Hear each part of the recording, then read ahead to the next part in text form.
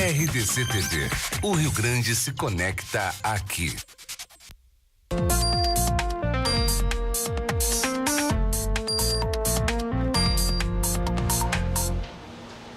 Boa noite, Rio Grande do Sul. São 8h19. Estamos iniciando a edição desta quarta-feira do Outras Palavras na RDC TV, canais 24 e 524 da NET para o Rio Grande do Sul. RDC TV, o Rio Grande se conecta aqui. Nossos conteúdos podem ser acessados também pelo nosso site da RDC TV Digital, pelo Facebook, pelo Twitter, pelo Instagram. E você pode participar da edição desta noite também através de nosso WhatsApp.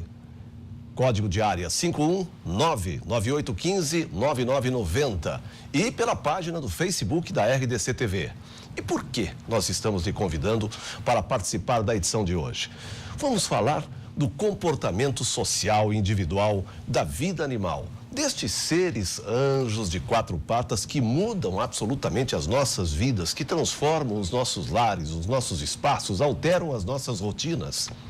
Nossa convidada de hoje é a médica veterinária com especialização em etologia clínica, Joyce Peruzzi. Boa noite, Joyce. Boa noite, um prazer estar aqui com vocês. O prazer é nosso e eu quero aproveitar já de início para saudar a sua terra natal, Bento Gonçalves. Boa noite, Bento Gonçalves. Dedicamos o Outras Palavras desta noite a vocês. Joyce, você tem especialização em etologia clínica. Explique o que é etologia clínica. A etologia clínica é uma área muito nova dentro da medicina veterinária. Ela também é conhecida como medicina veterinária comportamental. É a área dentro da veterinária que atua em comportamento de cães, gatos, equinos, silvestres. Eu, por exemplo, atuo só com cães e gatos, mas ela abrange outras espécies também. É exatamente quando a gente fala etologia clínica, etologia é o estudo do comportamento animal e, no caso, aplicado à clínica de cães e gatos, né? Então, é uma área muito nova. A gente pode dizer que mesmo as associações internacionais de medicina veterinária comportamental, elas são recentes comparadas a outras especialidades dentro da veterinária. No Brasil, por exemplo, a gente formou ano passado a primeira associação de medicina veterinária comportamental e é uma área em crescimento porque a medicina veterinária vem avançando, né, como um todo dentro das especialidades e a medicina veterinária comportamental ela vem conquistando seu espaço, visto que cada vez mais cães e gatos vivem em áreas urbanas, mais próximos da gente e aí com isso, questões de comportamento que até então não eram vistos como um problema ou não eram nem percebidas, hoje com essa proximidade é muito mais percebido e tem uma necessidade grande de mercado aí, de um profissional apto a fazer um bom diagnóstico do que está acontecendo com aquele animal, para aí sim propor um tratamento que visa principalmente o bem-estar do animal em questão e também uma harmonia na família na qual ele está inserido, né? Bom, naturalmente existem diferenças entre a medicina veterinária comportamental e a figura do adestrador. Além das diferenças, as complementariedades. O que a gente pode entender? Porque até pouco tempo eu procuraria um adestrador e talvez nem pensasse em procurar quase uma psiquiatra de animais. É que como é uma área muito nova, realmente as pessoas nem sabem, né, que a área existe. Tem uma diferença importante entre as duas áreas. Primeiro, porque na medicina veterinária comportamental, hoje, por exemplo, a gente já tem uma pós-graduação nessa área, né? E, infelizmente, a figura do adestramento, ele não exige nenhuma formação por parte do profissional. Temos excelentes profissionais, excelentes adestradores, com cursos de formação muito bons, tanto que a maioria das associações de medicina veterinária comportamental, inclusive a nossa brasileira, ela é aberta a outros profissionais também, porque pensamos que dividir o conhecimento é muito melhor. E o adestrador, o treinador, ele entra como parte do plano terapêutico muitas vezes, né? Porque a partir do momento que a gente fecha o diagnóstico do que está acontecendo com aquele animal, a modificação comportamental vai se dar através de alguns pilares. Basicamente, alterações no ambiente, uma adequação no ambiente do animal, no manejo, na forma como se lida com esse animal. Em alguns casos, a gente pode ter que fazer uso de medicações psicotrópicas, feromonioterapia, enfim.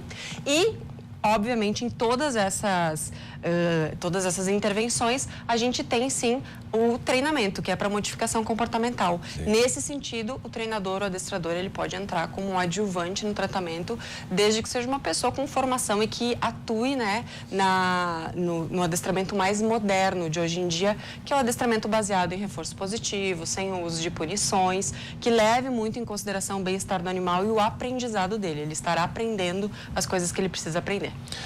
Agora, ter em casa uma Lassie ou Rin-Tin-Tin, qual seria o princípio básico para se conquistar um animal dócil e com uma afetividade assim acima da média? O primeiro passo é antes mesmo desse animal chegar em casa, né? A gente refletir muito bem se a família inteira está de acordo em ter o animal, se a família inteira vai se empenhar na educação desse animal, né? Porque logo que um filhote chega em casa, por exemplo, se a gente opta pela compra ou adoção de um filhote, logo que esse animal chega em casa, é uma exigência enorme. Quem já teve filhote em casa sabe como é. É ensinar, no caso do cachorro, né? Ensinar a fazer xixi e cocô no lugar certo, no jornalzinho, cuidar para ele não roer a casa inteira. E sim, é possível ter um filhote sem roer a casa inteira. Educar ele quanto às brincadeiras, porque eles tendem a morder bastante. Ele, nesse período, ainda não tem todo o protocolo vacinal completo, ele vai terminar o protocolo vacinal com 3 ou 4 meses, então limita um pouquinho a questão dos passeios. Então, são muitos desafios na chegada de um filhote em casa. Sem dúvida, a gente tem que suprir todos esses desafios e ensinar esse cão, mas também tem um ponto que é fundamental nesse período de vida, eu diria até os 4 meses em cães, que é a sociabilização desse filhote. É um período onde o cão está pronto para lidar com os desafios do mundo externo. Então, ele deveria ser, nesse período, exposto a todos os estímulos que ele vai ter que lidar quando for adulto. Por exemplo, sons de tráfego, sons de fogos de artifício, sons de trovão, contato com muitas pessoas. Tem um autor americano que diz que um filhote tem que ter contato com 150 pessoas diferentes até os 4 meses de idade, para garantir que ele conheça todos os tipos de pessoa, crianças, adultos, idosos, né? Todos os tipos de pessoas, para que ele seja sociável com essas pessoas. Vai ter que ter contato com outros animais também, com gatos, com cães, mas por causa da questão do protocolo vacinal, esse contato com cães vai ter que ser ou na casa do filhote ou na casa do cão, e somente com um cão vacinado, saudável, né, que esteja em dia de saúde, diríamos assim, para não ter um risco para esse filhotinho. Então, esse é o primeiro passo inicial básico para a gente ter um cão legal quando for adulto. A sociabilização, que é algo que não existe em outro momento. É esse o momento de fazer. Bom, nós estamos falando então sobre esta superpopulação gaúcha, brasileira e mundial, naturalmente. Os gatos, eles são naturalmente mais independentes e com uma demonstração de maior apego, diferente do cão, que generosamente demonstra a sua afetividade, a sua proximidade e parece interage mais com o seu tutor. Isto é verdadeiro ou é uma impressão deste teu colega aqui de Eu já estou análise? rindo porque eu tenho certeza que os gateiros e as gateiras em casa já estão ali querendo discordar ferrenhamente. Ai, vocês já viram que a Joyce, ela conhece muito esta área. Aliás, você me dizia que é você e mais um outro profissional em Porto Alegre com essa especialização. Então, nós estamos renovando o convite. Vamos fazer outras palavras juntos esta noite. O nosso WhatsApp está liberado para você participar através do 51998159990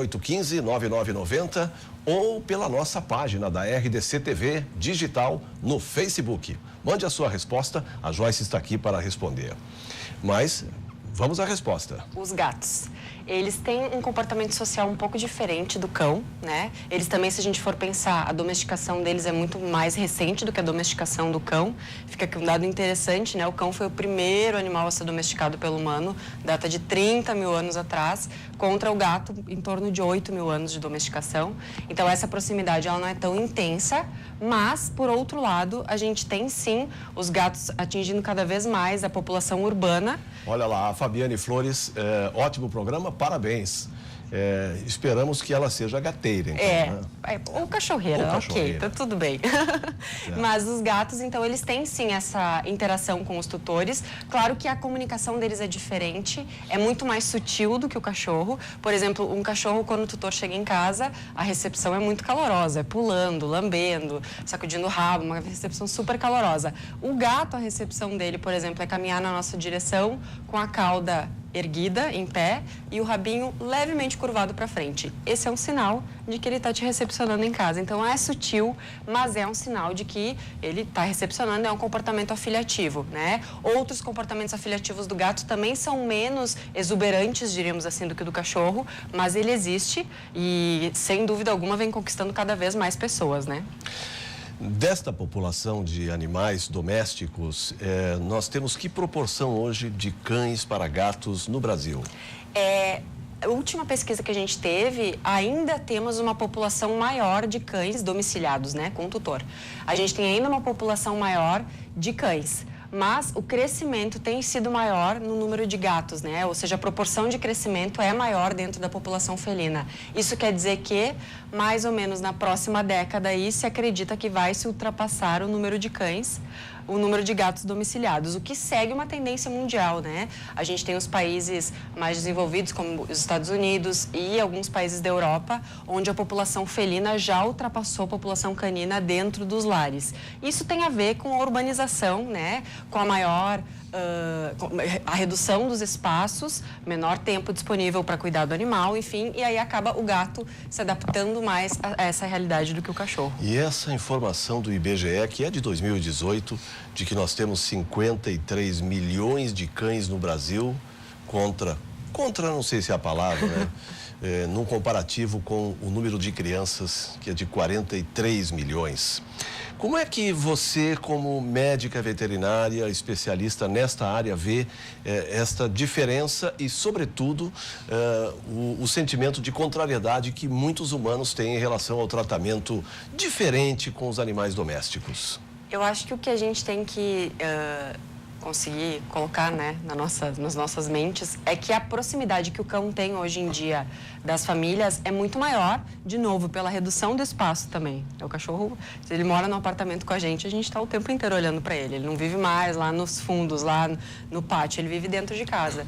E com essa proximidade maior, muitas pessoas acabam dando um tratamento que até então esses animais não recebiam. E eles merecem esse tipo de tratamento. O que não dá para esquecer é que eles são um cão, que ele é um cão, ou que o gato é o gato, e que tem as necessidades dentro da própria espécie que não devem ser deixadas de lado. Agora, outro fato também importante relacionando os dois, e que eu não acredito que dê para fazer essa relação, né? As pessoas que têm cachorro não têm filhos, as pessoas que têm filho não têm cachorro, porque a maioria das casas que a gente atende é uma família completa. Mas o que a gente tem sim é a facilidade em adquirir e em adotar cães, que a gente tem um número muito grande de animais aí à disposição, e essa facilidade eu acho que acaba fazendo com que aumente o número de animais domiciliados. Ok. Joyce, nós vamos ao nosso primeiro intervalo. É um programa de uma explanação aqui extremamente importante, interativa.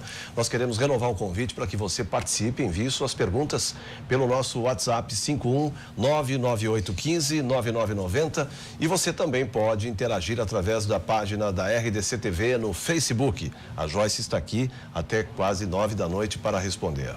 Nós voltamos depois do intervalo.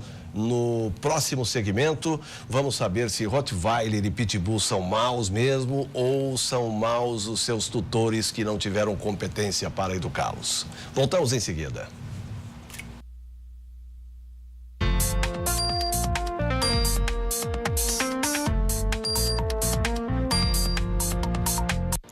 Estamos retornando com outras palavras da RDC TV. O Rio Grande se conecta aqui nos canais 24, 524 da NET e em todas as plataformas digitais. No Facebook, página da RDC TV, por onde você pode participar e enviar sua pergunta, sua sugestão a Joyce Peruzzi, médica veterinária, especialista em comportamento animal, com quem nós estamos conversando esta noite.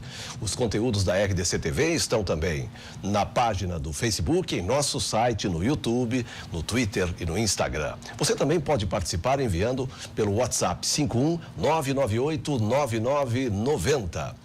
Eu lhe perguntava antes do break, Joyce, Rottweiler e Pitbull são realmente maus ou maus podem ser os seus tutores que não tiveram habilidade suficiente para treiná-los, pelo menos até agora, porque agora existe a Joyce e outro colega aqui. Na verdade, a questão das raças, é muito difícil a gente dizer, um cão é agressivo porque é de tal raça, ou é dócil porque é de tal raça, porque tem a individualidade de cada um. Obviamente, as raças, elas têm um perfil esperado daquela raça, mas isso não quer dizer que o animal vai ser daquele jeito ou de outro. Isso muito depende de como ele foi criado, qual a procedência dele, qual o canil que ele veio, se esse canil faz uma seleção para comportamento também, né? E todo esse processo. O que a gente tem hoje em dia nessas duas raças, e principalmente o Pitbull, que hoje é visto como grande vilão, é que são raças grandes, com uma potência de mordedura muito grande, e com isso, numa situação onde qualquer cão poderia ser agressivo, se eles tiverem, né, que usar a mordedura, apesar de tentar outras formas de comunicação e ter que usar a mordedura, o risco deles machucarem alguém é muito maior pelo tamanho deles. E também tem outro dado importante, é saber que o número, né, desses animais é muito grande hoje em dia, é um animal da moda. O Pitbull, para quem, né, procura um animal de guarda, muitas vezes está sendo procurado com esse intuito. E nesse sentido, então, a gente tem mais pitbulls do que dobermans, por exemplo, que era o cão vilão na década de 80. Hoje em dia, a gente praticamente não tem doberman, então fica muito difícil fazer essa comparação. Mas, de qualquer forma, o que é importante, né, para todos os cães, independente da raça, é essa questão da socialização inicial de vida, ele ter todos os cuidados básicos assistidos, a pessoa não adquirir, não acabar adotando um animal desses só pelo modismo, né, que tem, e sim fazer uma boa pesquisa antes e ver se tem condições de ter um animal desse porte, se vai dar toda a necessidade que esse animal tem, desde o plano de alimentação, cuidados veterinários, gasto de energia, enfim, né, se vai ter tempo e disposição para tudo isso. Olha, nós estamos recebendo aqui o WhatsApp da Valéria, de Porto Alegre. Ela diz, adotei um cão que tem entre 8 e 9 meses. Ainda é possível adestrá-lo? Adorei o programa. Obrigado, Valéria, pela sua audiência. Joyce. Olha, Valéria, a gente pode treinar um cão com qualquer idade. Meus pacientes, eles têm desde 2 meses até 15, 16. O meu paciente mais velho que eu atendi foi com 18 anos. Então, realmente, sempre é tempo de modificar qualquer tipo de comportamento. Dentro do caso de filhotes, então, eles aprendem com uma facilidade muito rápido. E também os comportamentos errados, diríamos assim, não estão tão intrínsecos com esse animal, né? Ele não está tão condicionado a se comportar daquela maneira porque ele está há pouco tempo contigo, enfim. Então, sim, é hora de procurar ajuda. Mas procura uma ajuda que tenha alguma qualificação para realmente poder te ajudar nesse caso. O Pedro, telespectador também, pela página do Facebook, entra ali para saudar o programa RDC TV. Fibrites é top é a Joyce. Muito obrigado, Pedro. O nosso colega Fabiano Brasil, obrigado, Fabiano. E estamos dedicando o programa de hoje a cães, gatos, tutores desses animais queridos de todos, de grande parte da população, mas também a Bento Gonçalves, né, a terra natal da Joyce. Bento Gonçalves está nos assistindo, Joyce, nos canais 24, 524 e em todas as plataformas digitais. Quem tem boca fala. Os cães que latem em excesso, Joyce, eles podem ser moldados? Você tem condições de reduzir o volume, a quantidade de latidos? Com certeza. Na verdade, a gente tem que entender que o latido, como qualquer vocalização, é uma forma de comunicação do cachorro. O latido sozinho não quer dizer nada, né? Então, um cachorro pode latir como solicitação de brincadeira, ele pode latir como uma sinalização de que alguma coisa está estranha, como, por exemplo, um som externo que ele não conhece. Ele pode latir por medo, né? Ele pode latir por euforia, por exemplo, quando a gente está chegando em casa, ele começa a latir. Então, o latido, ele pode ter vários significados. Quando esse latido, ele aparece em excesso, de uma forma excessiva, difícil de controlar, né? Ele pode ser um sintoma de que alguma coisa está errada. Desde, por exemplo, esse animal está com algum problema clínico e esse latido poderia aparecer como uma forma de demonstrar que esse animal está com dor, por exemplo, mas também ele pode aparecer, como eu disse antes, né, em situações de medo, né? Quando o animal, por exemplo, tem problemas em ficar sozinho e isso gera uma ansiedade muito grande nele, ele acaba tendo alguns sintomas relacionados a ficar sozinho, entre eles pode ter a vocalização excessiva. Então a gente tem que diagnosticar qual é a causa desse latido, que de novo é só um sintoma, e a partir desse diagnóstico trabalhar na causa, né? Fazer um tratamento embasado nesse diagnóstico. Sem isso a gente acaba caindo nas armadilhas de tentar ficar punindo esse latido. Lembrando, o latido é uma forma de comunicação e é um sintoma. Se eu só tentar punir esse latido, tentando fazer com que ele suma, o que pode acontecer é esse animal, se ele, por exemplo, ainda é ansioso, ainda sente medo, ele pode manifestar outras coisas que não o latido. Então, ele pode começar a arranhar a porta, né? Ele pode começar a choramingar ao invés de latir. Então, tem que tomar esse cuidado em sempre entender por que aquele comportamento apareceu. Agora, se o cão late, o gato mia e a gente ouve, naturalmente que a recíproca é verdadeira, né? Com certeza. Eles também ouvem e reconhecem a entonação vocal do humano, do seu tutor. E como é que elaboram o nosso vocabulário? Na verdade... De que forma percebem o que estamos querendo transmitir a eles? Os cães e os gatos, eles têm uma percepção de algumas palavras específicas, né? Que eles começam a associar com atitudes. Por exemplo, eu sempre dou o exemplo que na maior parte das casas com cachorro, a gente não pode falar a palavra passear. É uma palavra proibida, porque falou passear, já todo mundo está sabendo que vai sair. Em casas com gato, muitas vezes falar o nome da comidinha favorita do gato. Então, eles associam, sim, algumas palavras por condicionamento, né? Por um condicionamento clássico, onde eles fazem associações entre a palavra e o que ela significa. Também quando a gente ensina algumas coisas para o cão, por exemplo, quando a gente ensina o cão a sentar, quando a gente ensina ele a deitar, ele aprende, né, a palavra relacionada àquilo. E eles têm uma capacidade incrível de aprender palavras, né? Tem um cão inglês, eu acho que ele é, um Border Collie, que sabe o nome de mais de 50 brinquedos dele, porque ele foi treinado a aprender. Então, eles têm essa capacidade de aprendizado de palavras. Mas, além disso, eles têm uma capacidade de entender a entonação da nossa voz e junto, né, nosso cão de casa ali, a nossa postura, o que ela está querendo dizer naquele momento. Então, muitas vezes a pessoa diz, meu cão entende tudo que eu falo. Não necessariamente tudo que a gente fala, as palavras, mas ele entende sim a entonação com a qual a gente fala. E a gente tem um estudo recente em cães, em gatos ainda não foi feito esse estudo, com ressonância magnética que se provou exatamente isso, né? Que tem alteração em diferentes áreas do cérebro. Esse estudo demorou para ser feito por quê? Porque esses cães tiveram que ser treinados a permanecer acordados, deitadinhos, parados dentro de um aparelho de ressonância magnética, porque senão até então só era feito com eles sedados, né? A ansiedade e o estresse nos animais podem ser contornados, controlados através de quais métodos, Joyce? Na verdade, primeiro, diagnosticar o que é, né? Se realmente é ansiedade, se realmente é estresse. Hoje em dia tem uma certa... As pessoas acabam falando que determinado cão é muito ativo, ele é um cão ansioso.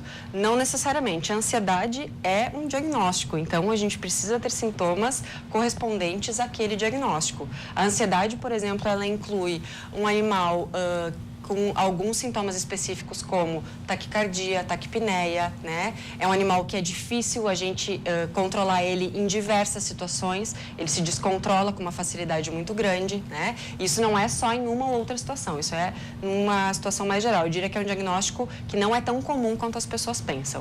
Mas, ok, se foi diagnosticada a ansiedade, tem que ser feito um protocolo terapêutico em praticamente lidando com toda a vida desse animal, ensinando comportamentos de autocontrole, de calma, em alguns casos fazendo uso de medicações que vão ajudar esse animal a se manter mais tranquilo. Essas medicações podem ser tanto medicações de longo prazo, que são dadas diariamente para melhorar isso na rotina dele, como também medicações de uso específico em situações que são piores, né? Situações gatilho daquela ansiedade maior. Aqui a gente poderia dar o exemplo, por exemplo, dos cães que ficam muito ansiosos por andar de carro, dos cães que ficam muito ansiosos no veterinário, acaba sendo muito difícil fazer a manipulação, contenção, coleta de sangue, essas coisas. Aí sim a gente pode fazer esse uso mais pontual de medicações.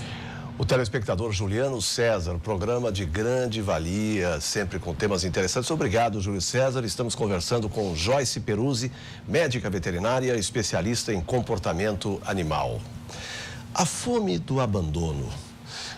O cão, uma vez adotado, ele vive este medo do abandono ser recorrente na sua vida? Ou ele fica seguro a partir do momento que tem um tutor, um lar, enfim, um domicílio?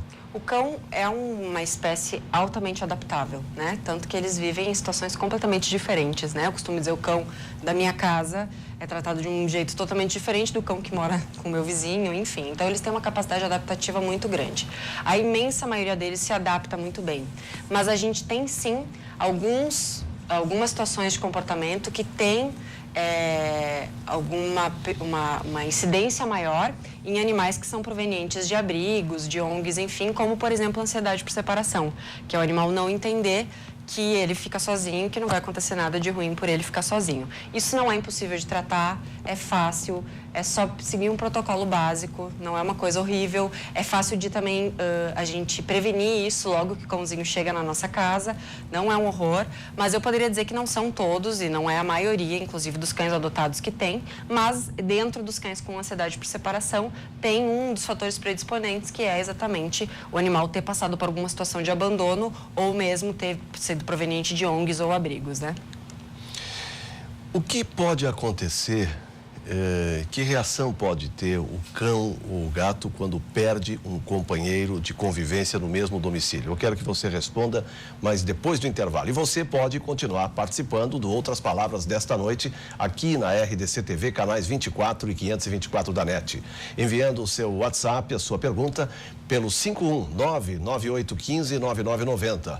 E também pela nossa página no Facebook, RDC TV Digital. Lembrando sempre que nossos conteúdos estão em todas as plataformas digitais. Em nosso site, no YouTube, no Instagram e no Twitter.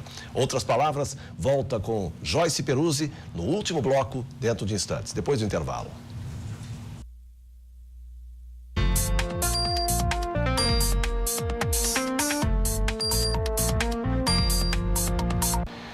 Estamos retornando para o último segmento do Outras Palavras desta noite. E o tema é comportamento animal.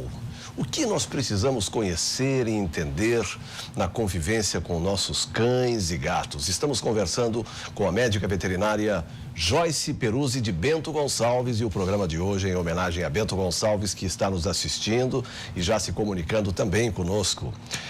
Joyce, o que pode sentir um animal, seja cão, seja gato, quando perde um companheirinho seu de convivência no mesmo domicílio, no mesmo ambiente? Eu poderia pensar que existe o luto animal? Na verdade, o luto ainda é uma palavra um pouco forte para a gente usar, porque a gente não tem como provar que o sentimento é o mesmo sentimento de luto.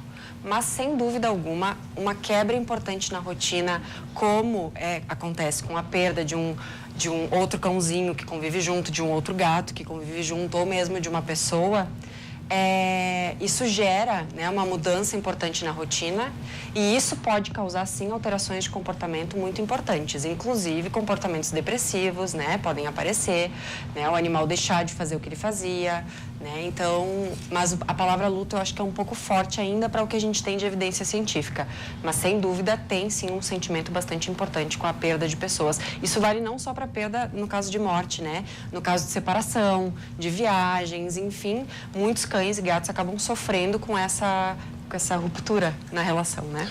O telespectador da RDC TV pode continuar participando pelo nosso WhatsApp 51998159990 ou pela página do Facebook da RDC TV, enviando suas perguntas para a Joyce Peruzzi. Agora, por que raios cães e gatos, talvez mais o cão, que eu me lembro aqui, se escondem no advento da doença. Enquanto os humanos, né, buscam acolhimento, buscam o apoio, né, de seu semelhante, os animais parece que tomam chá de sumiço quando estão doentinhos. Na verdade, eu te diria que até mais o gato do que o cachorro se esconde, porque gato, inclusive, é uma espécie que tem uma tendência muito grande a esconder sintomas. Então, é o que a gente costuma falar, o gato parou de comer, tem que levar ao veterinário. O gato não urinou, tem que levar ao veterinário. Porque, às vezes, é só esse sintoma que ele não tem mais nenhum outro sintoma, mas ele esconde muito. No caso do gato, a gente tem que lembrar que ele é proveniente, né? Ele foi domesticado a partir de um felídeo selvagem, que é um caçador solitário. E o gato, por mais que o comportamento social dele hoje em dia seja um comportamento mais flexível, né? Então, a gente tem comportamento social, tem regime de matriarcado em gatos de rua, por exemplo. Ainda assim, a caça sempre é solitária. E, nesse sentido, esse senso de autopreservação é muito importante para o gato. E por isso que eles acabam dando tão poucos sinais de que estão doentes e muitas vezes quando o tutor vai procurar ajuda já está um caso bem avançado. Por isso, a qualquer sintoma de qualquer coisa estranha tem que procurar o veterinário. No caso dos cães, depende de cachorro para cachorro. A gente tem cães que, quando doentes, o tutor percebe na hora, porque o cachorro para de fazer o que estava fazendo, fica um pouco mais quieto, enfim, mas não necessariamente se escondendo, né? A questão é sempre ficar muito atento. O tutor que é bem ligado ao seu cão e ao seu gato, ele consegue perceber mudanças às vezes sutis no comportamento e que muitas vezes são os primeiros sinais de que alguma coisa está errada, né? E aí tem que já buscar um veterinário. Por isso também que a área da medicina veterinária comportamental ela é importante, porque muitos casos que aparentemente são comportamentais, agressão, latido excessivo, autolambedura excessiva, podem ser causados por um problema clínico também. E a gente só tem esse sinal comportamental, né? Olha, eu acho que este WhatsApp vem de Bento Gonçalves. Ah, é? Ótimo programa, parabéns, filhota. Ai, olha lá. Se o código de área é 54, mamãe está assistindo. Pois não é de Bento Gonçalves, é de Garibaldi, porque eles moram em Garibaldi hoje em dia. Boa noite para Garibaldi, que alegria, né? Temos também os telespectadores na linda Garibaldi. Eu queria lhe perguntar, e boa noite para a mamãe que está em Garibaldi. Mamãe então, e papai. Né? Muito obrigado. Como é o nome dela? É Lídia e Joel. Dona Lídia, seu Joel, que luxos esta filha. Sabe muito de cães e gatos. Eu queria lhe perguntar o seguinte, sobre verdades e mitos, até que ponto o cão e o gato realmente reconhecem pelos olfatos os níveis de estresse ou de comportamento, enfim, diferente de seus tutores?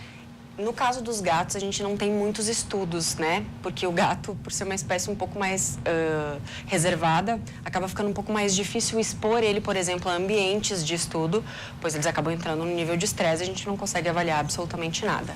No caso de cães, a gente já tem, sim, mais alguns estudos que mostram que eles têm uma percepção importante de diferenças fisiológicas mínimas nossas, tanto que a gente tem, por exemplo, cães usados para faro, né, treinados para farejar alguns tipos de câncer no estágio inicial, quando nenhum exame laboratorial ainda poderia ser possível. Então, sim, os cães têm uma capacidade importante olfativa, nesse sentido. Mas o que eu pontuaria aqui nos cães e nos gatos é que muitas pessoas falam, um cão, quando uma pessoa tem medo, ele sente que a pessoa tem medo, ele sente o cheiro do medo. Mas não é só a questão do cheiro, né? A gente tem toda uma mudança postural nossa, quando a gente está com medo de um cachorro ou de um gato, por exemplo, e essa mudança postural é algo que eles conseguem perceber claramente, mesmo que não tenha nenhum cheiro. Então, é importante a gente entender isso. O olfato é importante, provavelmente temos esse fator sim, mas a questão postural, né, o que a gente comunica posturalmente é tão importante quanto. Joyce, para concluir, você integrou a equipe da SEDA, Secretaria Especial dos Direitos dos Animais, quando esta esteve liderada, né, e foi criada pela deputada Regina Becker, que, aliás, defende como bandeira absoluta, né, os direitos dos animais de uma forma muito bonita, absolutamente diferenciada em nível nacional. Nosso boa noite à deputada Regina Becker, que é nossa telespectadora, né? Rapidamente, assim, no último minuto do Outras Palavras, como foi essa sua atividade e como está a SEDA hoje? Como ela está hoje, eu realmente não tenho essa informação, né? Mas como era um trabalho pioneiro, assim, óbvio que era uma demanda incrível, porque era uma demanda reprimida de muitos anos, sem nenhum tipo de atuação nessa área no município, né? Então, quando ela surge com uma demanda importantíssima.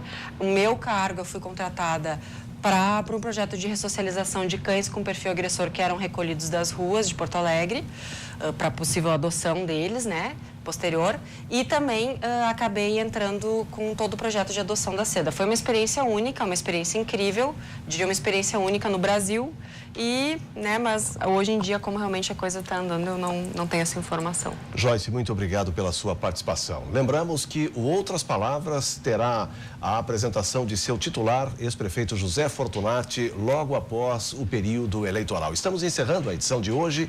Dentro de poucos minutos, 2 toques com Cadu Oliveira. Boa noite e até sexta-feira aqui na RDC TV. Obrigado, Joyce. Muito obrigada, eu que agradeço. Boa noite.